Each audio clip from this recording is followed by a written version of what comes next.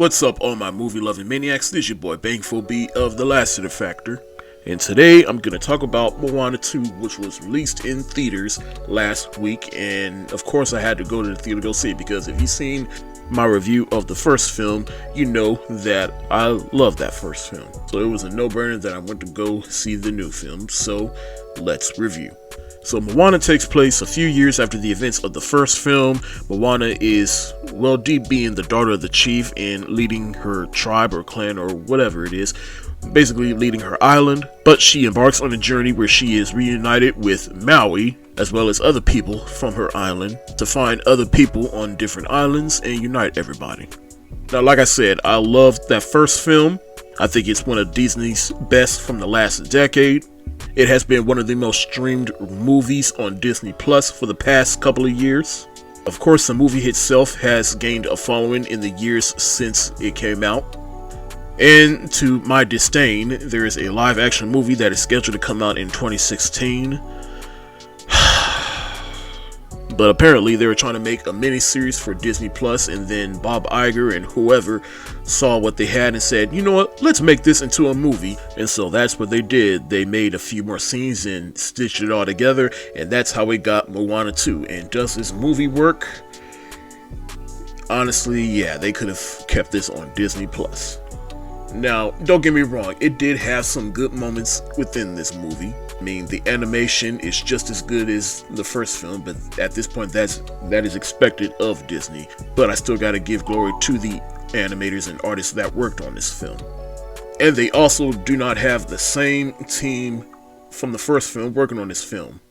The directors of the first film was John Musker and John Clements, who both of them together made The Great Mouse Detective, The Little Mermaid, Aladdin, Hercules, Treasure Planet, Princess and the Frog, and Moana, but they did not return for the second film.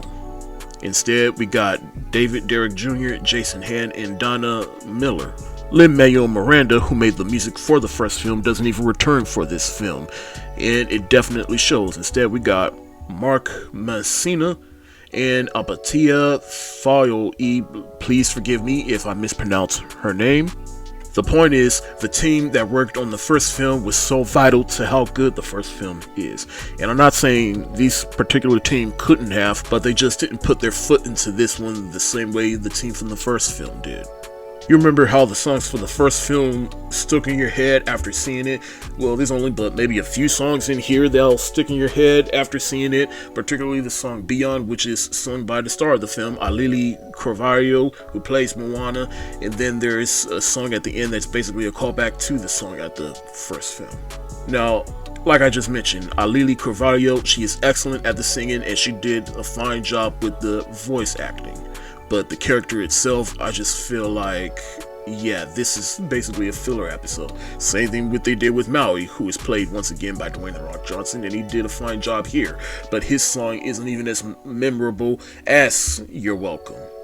And the team that she embarks on the journey with, the new people, they all have their own distinctive personalities, but I just don't see them sticking in my mind after seeing them. To me, the partnership between Moana and Maui was the heart of the first film, and then you're adding a bunch of people that at this point are just a little inconsequential to whatever this story was. And the villains in this movie, they're not as fun as shiny in this movie, or as memorable and impactful to the story as Te Fiti in this movie. In fact, the big climax of this movie is them just fighting a huge storm. Seriously, Disney, what happened to Disney villains here? It is clear that this is something that was clearly meant for Disney Plus, but they just streamlined it just to have it go in the theater because they had a disastrous 2023. And so Bob Iger basically threw a Hail Mary just to get something that already has brand recognition and has goodwill with audiences. So they thought, hey, this should be a guaranteed hit. And it was a hit at the box office this weekend, but it's really the second weekend and beyond numbers that'll really determine how much power this movie has. Overall, we really did not need a sequel for the first film. This movie really didn't do anything to justify its existence, despite a couple of good moments here and there.